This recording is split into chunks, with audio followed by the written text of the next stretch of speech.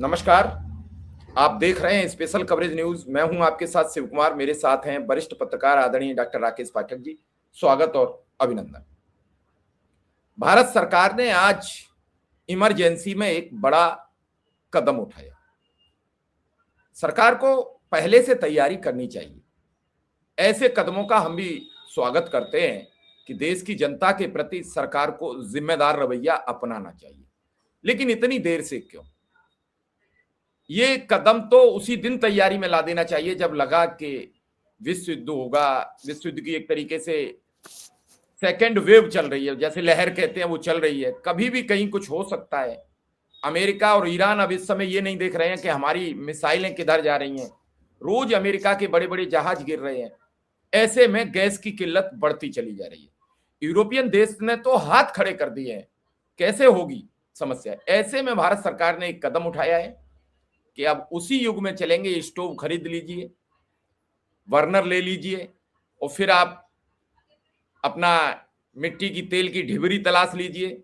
उन्होंने ये कहा है कि हम ये खाना बनाने के लिए और घर में प्रकाश करने के लिए, उस लेटर में लिखा हुआ बाकायदा, यानी बिजली का भी संकट उत्पन्न हो सकता है। इन सब चीजों पर हम बातचीत करेंगे और साथ में ये बातचीत करेंगे, क्या एक मीम वायरल हो रहा है बीजेपी के प्रवक्ता सुधांशु त्रिवेदी का, वो सच साबित हो रहा है। उन्होंने कहा कि सनातन का जब युग था तो एलपीजी से तो कोई लेना देना नहीं। मैं उस कथन को परमानेंटली परफेक्ट नहीं बता रहा हूं। तो ऐसा क्या है कि वो मीम धीरे धीरे सच हो रहे हैं, या फिर ये मीम बनाकर जनता को एक संदेश दिया जाता है कि ऐसा भी वक्त आने वाला है। और इस पूरे प्रकरण पर हम समझेंगे राकेश सर से कि आखिर क्या है पूरा मामला। लेटर भी आ चुका है, लेटर भी आपको देखेंगे, अभी सब कुछ है आपके सामने। देखिए शिव कुमार, सबसे पहले तो हमें नरेंद्र मोदी जी को धन्यवाद देना चाहिए। Thank you Modi ji. वे इस देश को एक बार फिर सनातन की ओर ले जा रहे हैं। सुधांशु त्रिवेदी के जिस ट्वीट का आपने जिक्र किया है, मतलब उनका ट्वीट तो है नहीं, संभवतः नहीं है, यद्यपि वे कुछ भी कह सकते हैं। जब वे गांधी जी का नाम एप्स्टीन फाइल्स में बता सकते हैं तो वे ये भी कह सकते हैं कि वेद और पुराणों में एलपीजी का कोई उल्लेख नहीं है। उनके नाम से उनकी फोटो के साथ ये मीम चल रहा है, हमारे दर्शक स्क्रीन पर देख लेंगे अभी। तो नरेंद्र मोदी जी को धन्यवाद कि वे हमें वेद पुराणों के युग की ओर ले जा रहे हैं, जब न एलपीजी था, न सीएनजी, न पीएनजी, न पेट्रोल, न डीजल। लालटेन युग की ओर ले जाने के लिए thank you very much Modi ji. और इस दिशा में एक बहुत महत्वपूर्ण और ऐतिहासिक कदम उठाया है मोदी सरकार ने कि अब फिर से 21 राज्यों और केंद्र शासित प्रदेशों में केरोसिन की बिक्री शुरू हो रही है। इसको सुपीरियर केरोसिन क्या बोलते हैं, उसका सही सही पूरा नाम देख लीजिए आप, हमारे दर्शक देख लेंगे, जान लेंगे। Superior kerosene oil. Superior kerosene oil. तो ये जो सुपीरियर केरोसिन ऑयल है, तो अब इस देश के सुपीरियर सच्चे हिंदू अपने घरों पर इस सुपीरियर केरोसिन ऑयल से लालटेन जलाएंगे ताकि उजाला हो सके, रोशनी हो सके। और ये सरकार के शब्द हैं, मेरे और आपके नहीं है। जो परिपत्र जारी हुआ है भारत सरकार की ओर से, उसमें लिखा है ताकि घरों में प्रकाश की व्यवस्था हो सके। नंबर 2, घरों में खाना बन सके, केरोसिन खरीद कर लाइए, सुपीरियर केरोसिन ऑयल SKO, उससे स्टोव पर खाना बनाइए। आपने बर्नर की बात की, एक छोटी सी बात भूल गए, नई पीढ़ी ने तो देखी भी नहीं होगी, हम याद दिला देते हैं। एक पिन हुआ करती थी, ऐसे पिन लगाकर उसके स्टोव के बर्नर के कचरा निकाल छेद खोलने के लिए, तो वो भी तो लाना पड़ेगा शिव कुमार जी। फरफरा कर जलने लगता था एकाएक। वो पहले मध्यम जलता था, फिर कचरा वो पिन मारते ही फरफरा जाता था एकदम। तो अकेले स्टोव और वो ढिबरी उससे काम नहीं चलेगा, बर्नर से भी काम नहीं, पिन भी लानी पड़ेगी। अब हमारा सवाल ये है, इससे जो व्यावहारिक परेशानियां आएंगी उसके बारे में थोड़ी सी बात कर लें, फिर आपको बताएंगे कि ये पूरी योजना क्या है। नंबर 1, आज की तारीख में स्टोव का उत्पादन लगभग खत्म होने के कगार पर है। आप पूरे देश में देखेंगे कि स्टोव ढूंढने से नहीं मिलते आजकल। बहुत कम लोग ऐसे बचे हैं जो केरोसिन पर का इस्तेमाल करके स्टोव जलाते हो। इसकी वजह यह है कि भारत सरकार ने पिछले 10 सालों में, इसके लिए भी थैंक यू मोदी जी है, नरेंद्र मोदी की सरकार ने पिछले 10-11 सालों में इतनी अच्छी व्यवस्था एलपीजी, सीएनजी, पीएनजी सबकी कर दी थी कि लोगों ने स्टोव का इस्तेमाल बंद कर दिया, जिसके चलते केरोसिन का इस्तेमाल भी कम हुआ। 2015-16 में 88 लाख किलो लीटर केरोसिन सार्वजनिक वितरण प्रणाली के जरिए वितरित होता था, यानी कंट्रोल की दुकानों से 88 लाख किलो लीटर 2015-16 में। और ये घटते घटते अभी पिछले साल तक कुछ हजार किलो लीटर बचा था। कई राज्यों ने केरोसिन फ्री खुद को घोषित कर दिया था कि हमारे राज्य में हमारे नागरिकों को केरोसिन की जरूरत नहीं है। कोई मिट्टी के तेल से स्टोव नहीं जलाता, रोटी नहीं बनाता। पश्चिम बंगाल है, उड़ीसा है, महाराष्ट्र है, कई राज्य हैं जो ये फ्री हो चुके थे, एसकेओ फ्री राज्यों की श्रेणी में पीडीएस में आ चुके थे।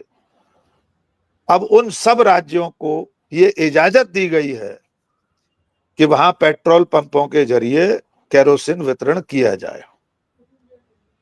कोटा कितना कम रह गया था आप सोचिए, सिर्फ 1 लाख किलो लीटर पिछले साल का भी जो निरंतरता का आंकड़ा है, 88 लाख से कम होते होते, और अब 80 या 84 हजार किलो लीटर की अतिरिक्त सप्लाई आज से शुरू की गई है।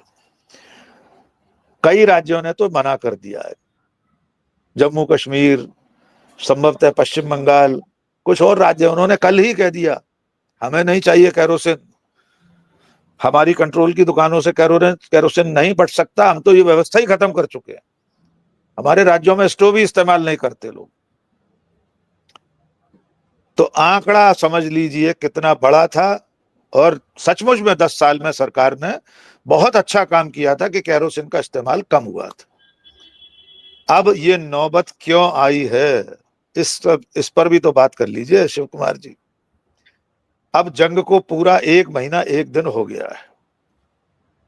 नरेंद्र मोदी तो सुध ही नहीं ले रहे थे कि दुनिया में कहीं लड़ाई चल रही है। भले वे इजराइल ही होकर आए थे युद्ध शुरू होने से चंद घंटे पहले, यहां आने के बाद उनको चिंता ही नहीं हुई कि युद्ध अगर शुरू हुआ तो भारत में किस तरह का ऊर्जा संकट आएगा, किस तरह तेल की आपूर्ति बाधित होगी। ईरान ने अगर हॉर्मुज जल डमरू मध्य बंद कर दिया तो क्या होगा। जब वे निश्चिंत बैठे रहे, तब ये नौबत आ गई कि आज पेट्रोल पंपों पर लंबी लंबी कतारें लगी हैं। गैस की एजेंसियों पर आज सुबह एक तस्वीर देख रहे थे, पता नहीं किस जिले की थी, 1.5 से 2 किलोमीटर लंबी क्यू लगी हुई है, और देश के गृह मंत्री कहते हैं कोई समस्या नहीं पेट्रोल डीजल की, गैस की, सब कुछ ठीक चल रहा है। भोंपू मीडिया के एंकर अपनी कार लेकर निकलते हैं और खाली पेट्रोल पंपों पर जहां कम भीड़ है वहां के वीडियो बनाकर बता देते हैं कि जो लोग पेट्रोल डीजल या गैस की किल्लत बता रहे हैं वे सरकार के खिलाफ साजिश में शामिल हैं। हजारों वीडियो, तभी तो सोशल मीडिया पर तूफान आया है। कौन सुरक्षित बचेगा, किसकी आवाज उठेगी, किसकी जाएगी? वही बचेंगे जो देश में अमन चैन बताएंगे। हम और आप कैसे बचेंगे? हमारे भी फेसबुक पेज पर कुंडली मारकर बैठ गई है सरकार, बुरी तरह से रेस्ट्रिक्ट कर दिया गया है हमारा पेज। कल कई लोगों के पेज बंद हुए हैं, टोटली बंद हो गए हैं भारत में। तो इस समस्या से निपटने की मोदी सरकार की कोई तैयारी नहीं थी। मोदी और मोदी की सरकार चुनाव की तैयारी में जुटे थे, इसलिए अब वे लालटेन युग, स्टोव युग में ले जा रहे हैं देश को। बताइए दुनिया के और किस किस देश में स्टोव जलने लगे हैं 1 महीने की इस लड़ाई में? सर ये बात सही है। कई थोड़ा ये भी समझना चाहेंगे कि इस जो अभी आपने कहा, वही मेरा भी सवाल है कि क्या इस युद्ध की बेला पर जो देश गैस के संकट से जूझ रहे हैं, खास करके यूरोपियन कंट्रीज, क्योंकि वो सब कतर कुवैत से गैस लेते थे, उन्होंने ईरान से अपने रिश्ते बिगाड़ लिए थे यूरोपियन देश ने अमेरिका के चलते, और उन्होंने रसिया से भी गैस लेना बंद कर दिया था। ईरान ने सबसे पहले वो पुल ध्वस्त कर दिया जहां से उनका पाइपलाइन थी। अब केवल उनके पास अमेरिका से आने वाली पाइपलाइन बची है। अमेरिका खुद संकट में है कि वो अपना एडजस्टमेंट कैसे करे। तो ऐसे में क्या अन्य देश भी स्टोव प्रणाली, तो सब जगह थी स्टोव प्रणाली की, सब जगह कैरोसिन निकलता था इसी तेल से, तो क्या सब देश जाएंगे या हम सिंगल जाएंगे, वो अपनी अन्य एनर्जी पर जाएंगे? देखिए, दूसरे देशों में कई ऐसे देश हैं जहां पर ऊर्जा के अन्य स्रोत भी हैं। बहुत सी जगह परमाणु ऊर्जा है जिससे बिजली बनती है, ट्रेनें वहां चल रही हैं उसी से। उनके बहुत सारे ऐसे संयंत्र होते हैं जो परमाणु ऊर्जा से चल रहे हैं। वहां पर केरोसिन युग लौटेगा इसकी संभावना मुझे कम दिखाई देती है। दूसरे वैकल्पिक उपाय वहां किए जा रहे होंगे, लेकिन संकट में तो वे भी हैं। ऑस्ट्रेलिया में कल बिजली बंद थी, परसों। कई ऐसे देश हैं जहां पर गाड़ियां हफ्ते में 4 दिन निकालने का आदेश हो गया है। ऐसा नहीं है कि संकट दूसरी जगह नहीं है, लेकिन हमें दूसरों से क्या। हमारे देश का प्रधानमंत्री तो विश्व गुरु है ना, उससे बिना पूछे दुनिया में कोई बड़ा फैसला नहीं होता। बकौल अमित शाह। म्यूट, आप म्यूट हैं। वो नॉन बायोलॉजिकल है, वो किसी दिन कुछ भी कर सकते हैं, आप इस बात से भी भ्रम मत पालिए। तो इसीलिए तो हमें चिंता हो रही है। हमारा मुखिया नॉन बायोलॉजिकल है, अजैविक है, अवतार है। तो इसलिए वो अवतारों के युग में ही देश को ले जाने में लगे हुए हैं। ये संकट आने वाले दिनों में कितना बड़ा होगा इसकी कल्पना नहीं है। कई राज्यों ने कहा है कि आज तो आप केरोसिन की सप्लाई दे रहे हैं, आज आप स्टोव खरीदने के लिए प्रेरित कर रहे हैं, कल अगर इसकी भी सप्लाई नहीं हो पाई, सप्लाई चेन कहां है? आप बताइए, इस वक्त केरोसिन की सप्लाई करने के लिए दूर दराज कहां स्टोरेज है उसका और कहां पहुंचना है। मान लीजिए उत्तर प्रदेश में बहराइच पहुंचना है केरोसिन, तो क्या सप्लाई लाइन है उसकी, क्या सप्लाई चेन है, कैसे पहुंचेगा? उसका भंडारण कहाँ है, केंद्रीय भंडारण भंडारण कहाँ है, हमें नहीं मालूम। अभी जब पीडीएस में भी जब वितरण होता था तब भी तो समय लगता होगा पहुंचने में। नहीं, वो पूरी कार्य बहराइच, प्रणाली थी, वो ध्वस्त हो चुकी है। उसे पता थी कि पहले भोपाल जाएगा, भोपाल से फिर ग्वालियर जाएगा, ग्वालियर वाला पूरे जिले में सप्लाई देगा। अब वो पूरी प्रणाली जोड़ने में भी हमें लग रहा है कि 1 महीना लग जाएगा। दूसरे पेट्रोल पंपों के पास स्टोरेज कहाँ होगा? जब केरोसिन पिछले 10 साल में इतना कम हो चुका है, उसका आवंटन, उसका भंडारण, उसका वितरण, तो मुझे नहीं लगता कि इतनी आसानी से केरोसिन भी मिल पाएगा। दूसरी बात और समझ लीजिए, ये फिर एक बार पैनिक फैलाने वाली बात होगी। आज जैसे ही ये खबर वायरल होगी, हमारा आपका ये वीडियो देखेंगे लोग, सरकार के परिपत्र को देखेंगे, वेबसाइटों में खबर आ जाएगी, चैनलों पर चल रही है, तो जनता केरोसिन की कट्टियां लेकर निकल पड़ेगी। अब तो कुप्पियां ढूंढना पड़ेगी। कुप्पी भी होती थी स्टोव में भरने के लिए, सीधे तो भर नहीं सकते थे आप अपने जरी कैन में से। एक प्लास्टिक की कुप्पी चलती थी ना स्टोव में, पहले रखिए, उससे फिर केरोसिन उसमें डालना है। तो अभी स्टोव की कालाबाजारी शुरू हो जाएगी। स्टोव हैं कहाँ इस देश में? बताइए कितने स्टोव मिल रहे हैं इस समय बाजारों में? नहीं, तो स्टोव से लेकर उसकी ढिवरी, उसकी बर्नर, उसकी पिन, उसकी कुप्पी, इन सब का इतनी जल्दी उत्पादन हो जाएगा और देश भर में 21 राज्यों में पहुंच जाएंगी इतनी सारी चीजें। तो इस सरकार को कुछ सूझ नहीं रहा है कि इतने बड़े संकट का सामना कैसे करना है। क्योंकि सच बात तो यह है, नरेंद्र मोदी और उनकी सरकार को सरकार चलाना तो आता ही नहीं है। उन्हें सिर्फ हिंदू मुस्लिम करना आता है। उन्हें सिर्फ पंडित जवाहरलाल नेहरू से लेकर अब तक कांग्रेस और कांग्रेस के नेताओं को कोसना आता है। ताली थाली बजवाना आता है। अब इसमें अगले चरण में आप बहुत जल्दी देखेंगे, हो सकता है नरेंद्र मोदी जी किसी दिन ताली थाली बजाने को भी कह दें, जब वे दिन की तेज रोशनी में दोपहर 1 बजे मोबाइल की फ्लैश लाइट जलवा सकते हैं।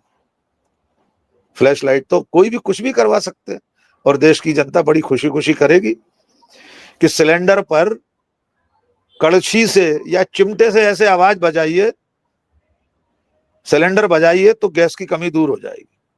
और इसके पक्ष में गोदी मीडिया के एंकर उसी तरह से वैज्ञानिक तर्क ले आएंगे, जैसे ताली थाली बजाने से कोरोना का जो वायरस था वो भाग रहा था, उसके कान फटे जा रहे थे शोर के मारे। वो विलीन हो। आपने देखा होगा ना, बड़े बड़े पढ़े लिखे लोगों ने ये तर्क दिए थे, आर्टिकल्स लिखे थे, चैनलों पर आकर आकर तर्क दिए थे कि एक संवेद सुर में शोर उठाने से, ध्वनि से, अनुनाद से, उसके रेसोनेंस से जो कोरोना का वायरस है, कोविड-19, उसके कान फट जाते हैं, बेचारा बहरा होकर निकल लेता है, ब्रह्मांड छोड़कर चला जाता है। तो इस कैरोसिन, गैस, पेट्रोल, डीजल के संकट में हो सकता है किसी दिन मोदी जी दोपहर शाम को 8 बजे आए और आपको बताएं कि सिलेंडर बचाइए, चिमटे से, कड़छी से, है? तो उससे अब ये संकट दूर हो जाएगा। हो सकता है किसी दिन ये आह्वान भी वे करें। जी शिव कुमार। सर, हो कुछ भी, वो गाना बजा था, कहो नरेंद्र मजा आ रहा है, जी। देश हमारा किधर जा रहा है। कभी कभी बड़े और अपने आप दिमाग में कुछ सवाल ऐसे आ जाते हैं जिनका कोई उत्तर नहीं होता, निरुत्तरित सवाल होते हैं। बिल्कुल सही। आज इस दौर में जब पूरे विश्व में तकनीकी का जोर हो, पूरे विश्व में नए नए संसाधनों का जोर हो, और जब कैरोसिन युग में ही लौटना था, तो फिर उज्ज्वला गैस योजना का जिक्र जो पिछले कई वर्षों से भाजपा का कोई नेता नहीं करता, वो इसीलिए नहीं करता था क्योंकि एक बार तो बिल्कुल सही। सिलेंडर भरवा दिया गया, उसके बाद वो भरे ही नहीं गए। उस गांव के गरीब को जो कनेक्शन दे दिया गया, वो 900 रुपया का सिलेंडर नहीं खरीद सकता था। वो इस लालच में तो ले लिया कि उसे अमुक पैसे में गैस का कनेक्शन मिल रहा है, एक सिलेंडर फ्री मिल रहा है, और इसके आए दिन आंकड़े प्रस्तुत किए गए। लेकिन सर, समस्या यह है कि इतनी बड़ी आबादी को नियंत्रित कैसे किया जाए। भोजन तो बहुत जरूरी है, और कोरोना में इसलिए बहुत दिक्कतें नहीं आई कि लोगों को भोजन मिलता रहा। इस बार संकट भोजन के सिस्टम पर है, एनर्जी के सिस्टम पर है। उस समस्या से और इस समस्या में जमीन आसमान का डिफरेंस है। उस समय सिर्फ इतनी समस्या थी कि मुझे कोरोना हो गया है तो मुझसे आप मिलिए मत, मैं अपनी दवा का इंतजाम कर लूं। वो संख्या पूरे देश में मुश्किल से मुश्किल 1-2% थी पूरे देश में, और आज जो संख्या है वो 100% एक ही समस्या से पीड़ित है। भोजन सबको चाहिए, सबको संसाधन चाहिए, क्योंकि हम संसाधन के इतने अधीन हो चुके हैं। आज आप देख रहे हैं कि एक एक घर में 3-3 गाड़ियां हैं, बाप की अलग है, बेटे की अलग है, बहू की अलग है, फला की अलग है। ऐसे में सर फिर चलेगा कैसे? कैरोसिन की उपलब्धता भी एक दिन में नहीं हो जाएगी, और उसके संसाधन प्रयोग करने के एक दिन में नहीं हो जाएंगे। मैं सरकार के इस कदम का स्वागत भी करता हूं कि चलिए देर सही कहीं पहले से तो जागने की कुछ चिंता बढ़ी, लेकिन चलेगा कैसे? देखिए, ये संकट तो बहुत बड़ा है और बहुत आसानी से इससे निजात मिलती दिखाई नहीं दे रही।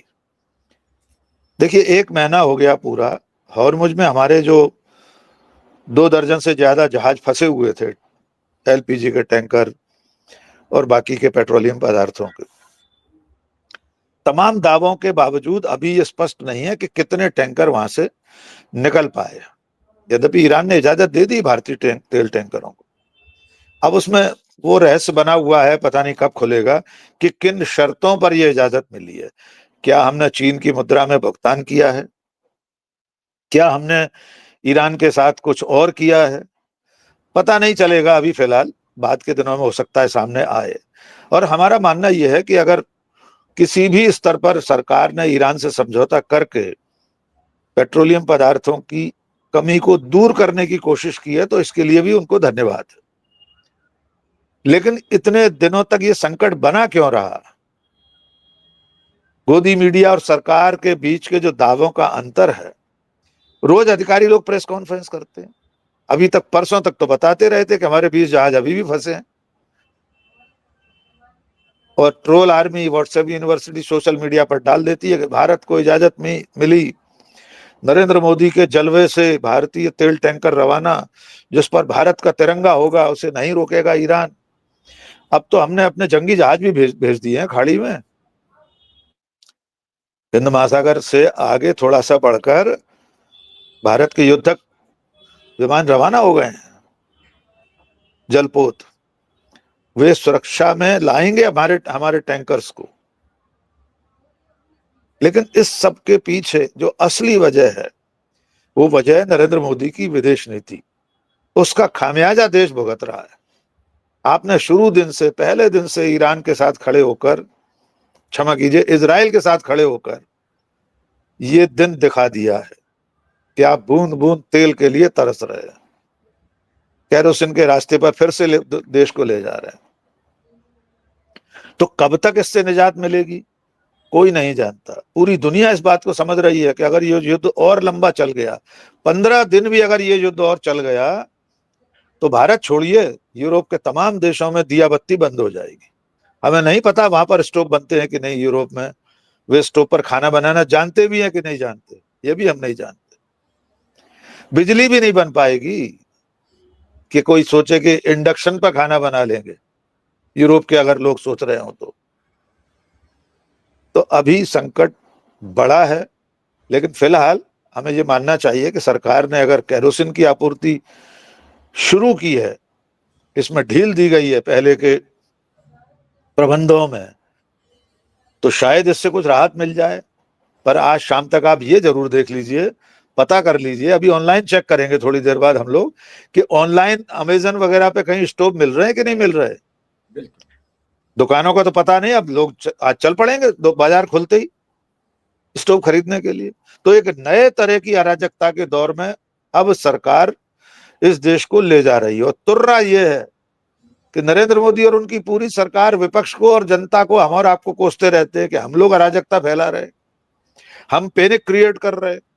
प्रधानमंत्री खुद अपने भाषणों से हर दिन पैनिक जैसा माहौल बना देते हैं। अभी फिर क्या आए थे नोएडा में जेवर के उद्घाटन के समय एयरपोर्ट के।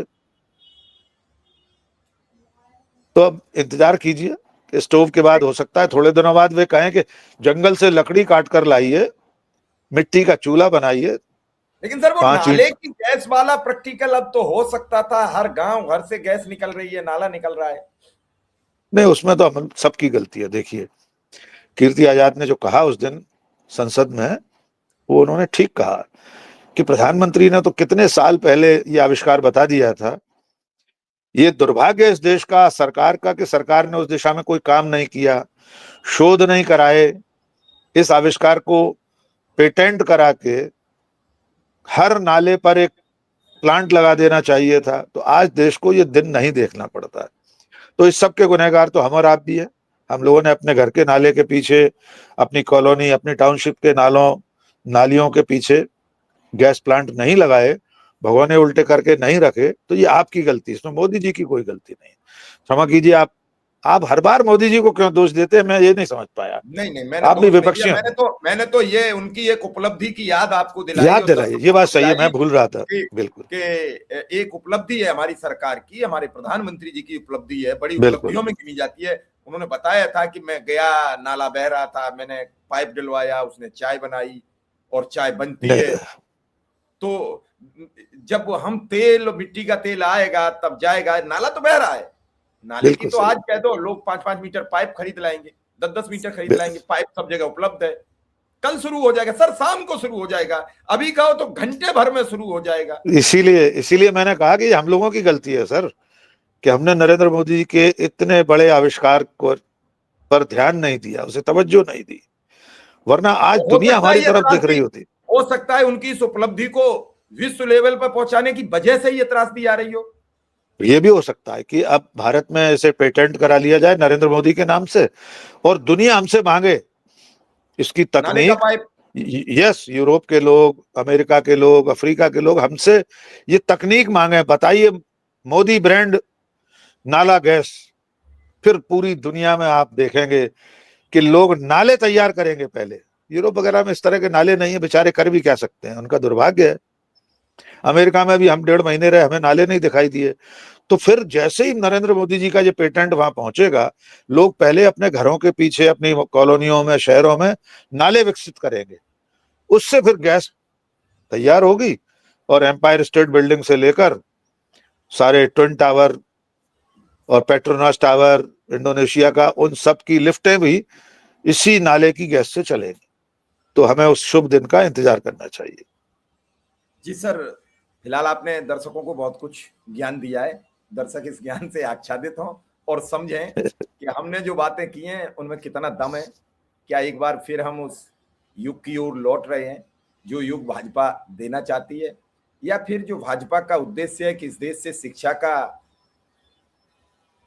लेवल हट जाए, शिक्षा के लिहाज से लोग शिक्षित ना हों, लोग रोजगार न मांगे, लोग महंगाई का जिक्र करना भूल जाएं, लोग धर्म समाज के युद्ध में फंसे रहें। तो इस नए युद्ध ने उस ओर धकेलने के लिए और प्रेरित कर दिया है।